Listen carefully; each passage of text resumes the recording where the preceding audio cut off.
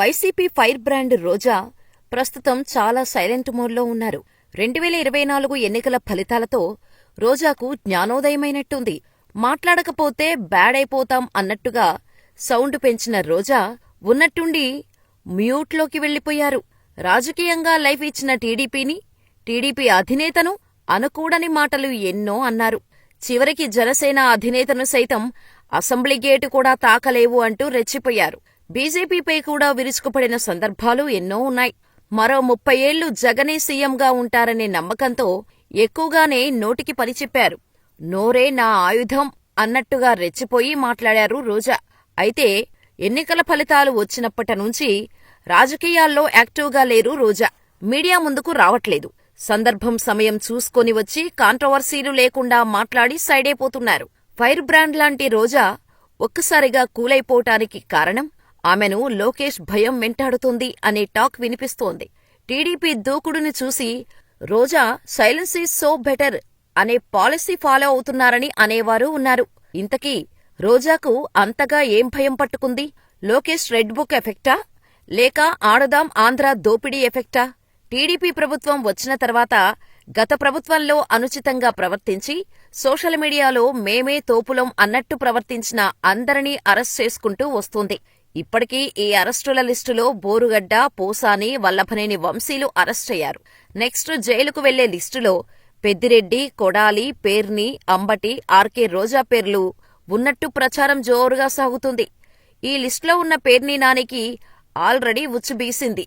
కొడాలి నాని హాస్పిటల్లో ఉండటంతో ప్రస్తుతానికి కాస్త రిలాక్స్ అనే చెప్పాలి. అయితే పెద్దిరెడ్డి, అంబటి, రోజా ఇప్పుడు టార్గెట్గా కనిపిస్తున్నారు. దీంతో రోజా ఫుల్ టెన్షన్లో ఉన్నారని సమాచారం. అయిందేదో అయిపోయింది, మీది తెనాలే మాది తెనాలే అంటూ టీడీపీ నేతలతో మాట్లాడి సంధి కోసం ప్రయత్నం చేస్తున్నారని టాక్. దీనికోసం టీడీపీలో ఉన్న పాత పరిచయాలను వాడుకునే ప్రయత్నం చేస్తున్నారట. దీనిలో భాగంగా చంద్రబాబు క్యాబినెట్లో కీలక పోస్టుల్లో ఉన్న ఓ మంత్రితో ఇటీవల రోజా రహస్యంగా సమావేశమయ్యారని సమాచారం. రాయలసీమకు చెందిన ఆ మంత్రిని రోజా విజయవాడలో కలిశారని కూడా ప్రచారం జరుగుతోంది. ఇదే అంశం ఇప్పుడు ఇటు టీడీపీలో అటు వైసీపీలో కలకలం రేపుతోంది. రోజా మంత్రిగా ఉన్నప్పుడు ఆడుదాం ఆంధ్ర పేరుతో అక్రమాలకు పాల్పడ్డారనే ఆరోపణలు ఉన్నాయి. ఈ ఆడుదాం ఆంధ్ర స్కామ్పై ప్రస్తుత స్పోర్ట్స్ మినిస్టర్ రాంప్రసాద్ రెడ్డి కూడా గతంలో స్పందించారు. ఈ ఘటనపై ఓ కమిటీని ఏర్పాటు చేస్తున్నామని, కమిటీ ఇచ్చే నివేదిక ప్రకారం దోషులను గుర్తించి వాటిని రికవరీ చేయడంతో పాటు అక్రమాలకు పాల్పడిన వారిని అరెస్ట్ చేస్తామని ఆయన ప్రకటించారు.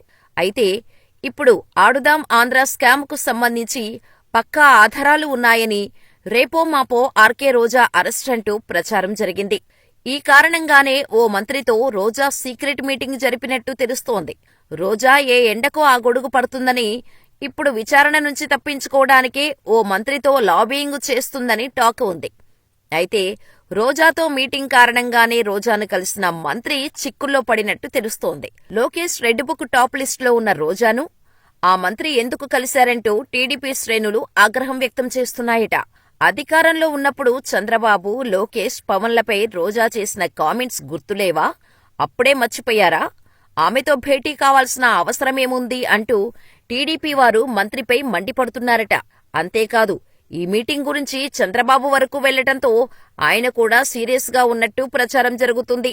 అయితే గతంలో ఆడుదాం ఆంధ్ర స్కామ్ గురించి తాడేపల్లిలో విలేకరులతో మాట్లాడిన రోజా తనపై వస్తున్న విమర్శలను ఖండించారు. ఆడుదాం ఆంధ్రాకు అయిన ఖర్చు 100 కోట్లు.